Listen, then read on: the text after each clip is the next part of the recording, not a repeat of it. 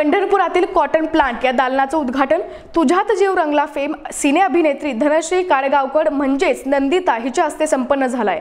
पाहूया काय म्हणते नंदिता। नमस्कार पंढरपूरकर, खूपच मस्त वाटतंय कारण इतक्या वर्षांमध्ये मी पंढरपूरला कधीच आले नव्हते, पण आज त्यासाठी चंद्रकांतजी आणि सोमेशजी तुमचे खूप खूप आभार। कारण बऱ्याच दिवसांपासून चाललं होतं की जमेल की नाही, शूटिंगच्या तारखांमुळे जमतंय की नाही, पण फायनली विठ्ठलाने इथे मला बोलवून घेतलं असं मला म्हणावं लागेल। आणि कॉटन प्लांटच्या अनेक शाखा ऑलरेडी पुण्यात, आणखी लातूर, विटा, मला वाटतं भिगवण, अशा अनेक ठिकाणी ऑलरेडी यांची शाखा आहेच आहे।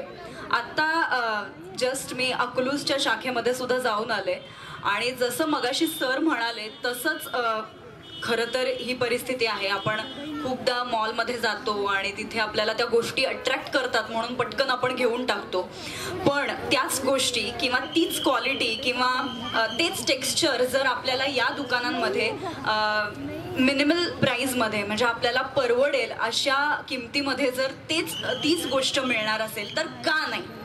आणि मॉलला सुद्धा आपण कमी लेखूया नको। मला असं वाटतं कॉटन प्लांटच्या ऑलरेडी इतक्या शाखा झालेल्या आहेत, एक दिवस कुठल्या तरी एका मॉलमध्ये तुमची सुद्धा शाखा त्या मॉलमध्ये असेल आणि आपण मॉलमध्ये जाऊन सुद्धा कॉटन प्लांटमध्ये जाऊन खरेदी करू, असं अशी इच्छा धरायला काहीच हरकत नाही आहे असं मला वाटतं।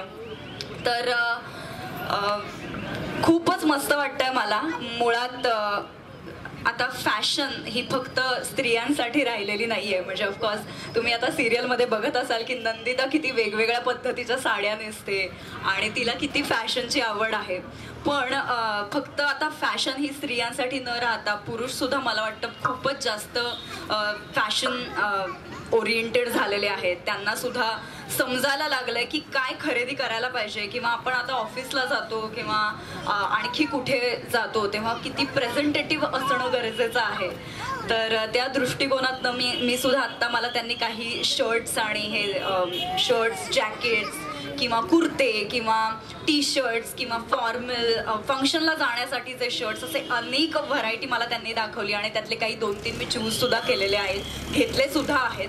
तर मला असं वाटतं की त्याचं जे कट्स असतात किंवा फॅब्रिक आहे, टेक्स्चर आहे, ते खूप महत्त्वाचं आहे, त्याचा अभ्यास असणं खूप गरजेचं आहे। मगाशी मी जेव्हा सोमेशजींशी बोलत होते तेव्हा मला जाणवलं की आधी ते एका वेगळ्या कुठल्या तरी दुकानामध्ये काम करत होते, त्यांची एक वेगळी स्ट्रगल स्टोरी आहे, तर ते करता करता काय काय चुका असू शकतात त्या वगळून कॉटन प्लांटमध्ये त्यांनी नवं आणि चांगलं आणण्याचा प्रयत्न केला आहे। तर माझ्याकडून बहिणी साहेबांकडनं कॉटन प्लांटच्या या शाखेला, नव्या शाखेला खूप खूप शुभेच्छा आहेत।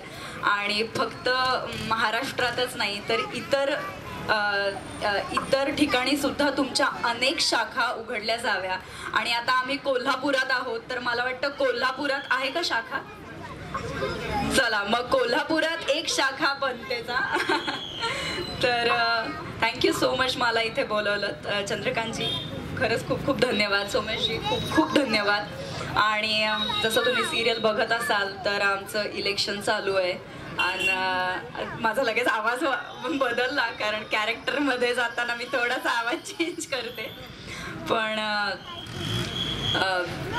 आमच्या ज्या सिरियलला, माझ्या कॅरेक्टरला तुम्ही सगळेच जे प्रेम देत आहे, भले निगेटिव्ह असेल, खूप कटकारस्थानं करते मी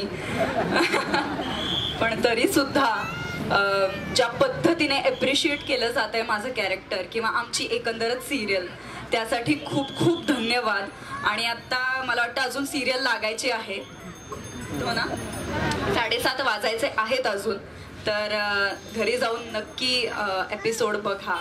एकही एपिसोड आत्ताचा चुकवण्यासारखा नाही आहे, पण त्याआधी तुम्ही काही खरेदी करा आणि मस्तपैकी जाऊन नंतर एपिसोड बघा। तर पुन्हा एकदा तुम्हा सगळ्यांनाच, अख्ख्या टीमला खरं तर खूप खूप शुभेच्छा या नवीन शाखेसाठी, आणि अशा अनेक शाखा तुम्ही ओपन करा आणि त्याच्या ओपनिंग करता मला बोलवा, मला नक्की या। Thank you so much, thank you.